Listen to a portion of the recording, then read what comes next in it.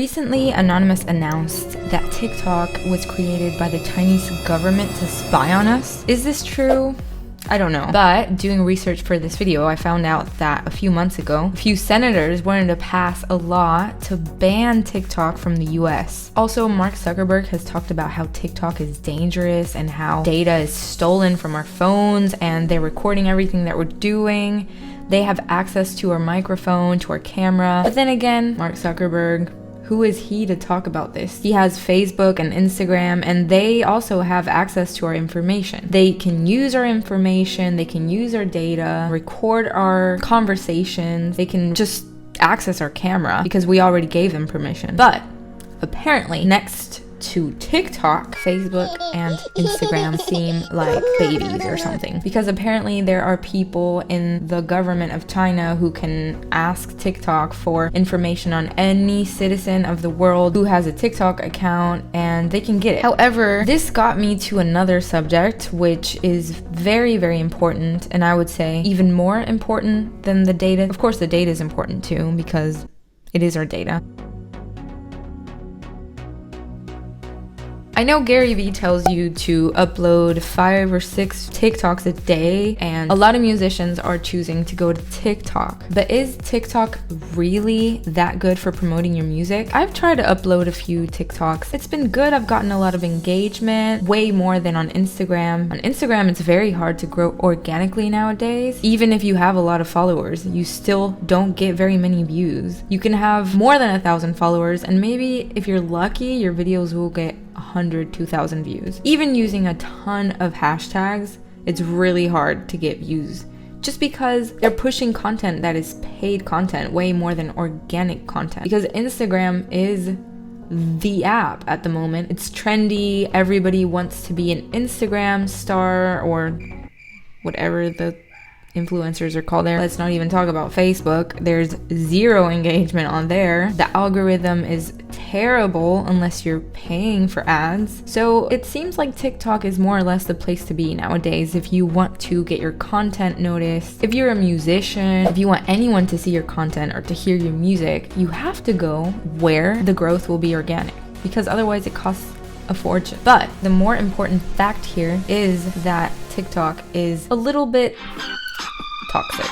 It's highly addictive. It's not only addictive, but it's super addictive. I ran a poll on my Instagram about whether musicians use TikTok for promotion. Most of them said yes. Over 70% of the people that I asked said that they think that TikTok is great for promotion and they use it to promote their music. But is it really effective?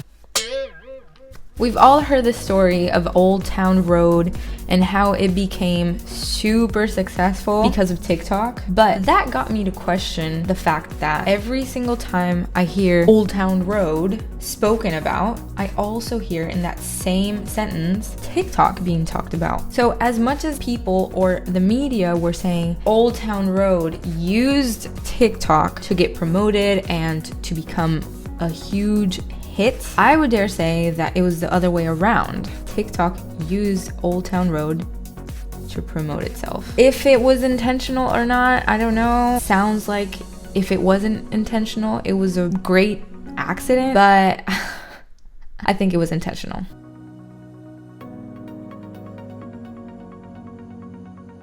Artists today are using TikTok more and more to promote their music. With that said, I'm talking about big artists. If you're a big artist who can pay money to get your song promoted, like by a big TikToker, that is gonna help you, no doubt about it. If you can get people to start a challenge with your song, that's gonna catapult you to the next dimension. But if you're a small artist, is it worth it to go on TikTok and promote your song? It doesn't hurt to go on every platform and try to promote your music that way, but most of the songs on TikTok that are not from big stars get pushed to the back. They get seen and they get ignored. And I know this happens a lot with anything because there's so much music. There's more music than ever nowadays because everybody can make a song. There's all these platforms, all these influencers. There's just so much information coming into our brains all the time, every day, that it can get lost in the sea of content. So it's really hard to stand out. With that said, I don't know. I'm not gonna say that it's not a efficient way to promote your music because I'm nobody to decide that. You get to decide that on your own. But thinking of how TikTok works, I think there are things to consider because for me at least, I've realized that TikTok is not healthy for me. I realized that the dynamic that it has is that it uses this newfound need, or should I say obsession, that we have with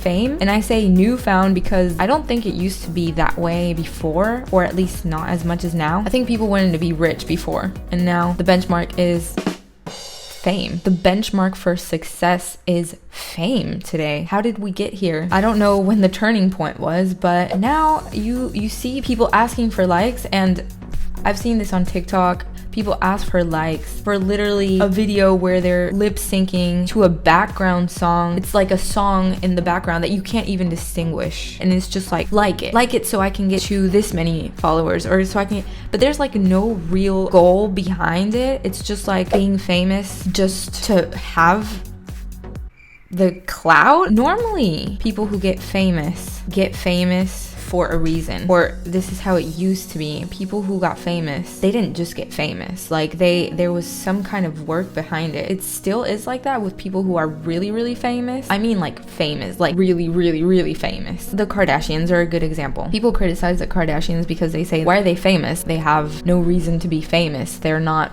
talented, or they're not actresses or singers. Like that's what a lot of people say. I beg to differ. I think they're very talented. Maybe they're not talented at arts because that's not what they do, but I would say Kris Jenner is a marketing master. I really admire her for that. She's been able to manage her daughters. She's a marketing monster, and she's a business monster. I mean, she's fantastic. And the Kardashians are famous because they have the talent of marketing, business, handling this fame. How many reality shows have there been that have been this successful? I don't think that there's been that many, honestly. The point is, if you just want to get famous just because you want to get famous, like there's nothing else to it. It's gonna come and it's gonna go really fast, and there's gonna be nothing that you can really sustain it with. And also the fact that being famous is a really unnatural situation to be in. It's not normal for everybody to know who you are.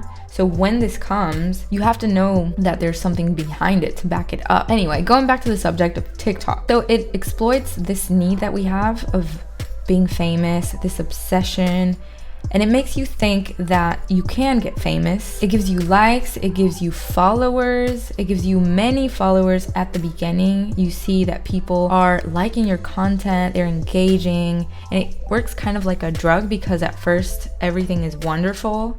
You get people liking you, and as time goes by, you have to make content that's a little bit more provocative, and you have to make it more and more often. And we've seen this with many challenges that there's been, like the nutmeg challenge, the pass out challenge, the cha-cha slide challenge, where people are literally driving to the cha-cha slide and putting their life at risk. It's a little bit crazy, like, that this is happening and that people are doing this for likes. I'm not putting the blame entirely on TikTok because it's not entirely their fault, I guess, but they are changing the behavior that we have. They're changing the way we interact with each other. They're making our attention span even smaller than it already was. I didn't think that was possible, but it really is possible. Also, the chase, one video after the next, after the next, after the next. And I am aware that all of social media platforms work this way. It's this slot machine dynamic that you're always kind of looking for the next thing. But with TikTok, I feel like it's a little bit more powerful because the algorithm works differently than other platforms. It doesn't let you choose what you want to see. It just kind of chooses for you. So you're kind of at the mercy of the algorithm. Don't get me wrong, I don't criticize anyone who uses TikTok. I think everyone's free to use anything that they want to use as long as it doesn't damage other people. But I have heard a lot about how child predators go into TikTok and look for children. And TikTok got a fine. They paid $6 million because they were violating the COPPA. The COPPA is this law that protects the privacy of children. Apparently they were collecting information from children who were under 13 years old. They changed that now, but I don't know how much they really are working on improving that. And I'm just a little bit concerned about how this is gonna play out in our society. I'd love to hear what you have to say about this, whether you think it's true, whether you think it's a load of crap. Let me know. Let me know down below in the comments. Thank you so much for watching, guys. I really hope you enjoyed this video, and I hope to see you on the next one. Mwah.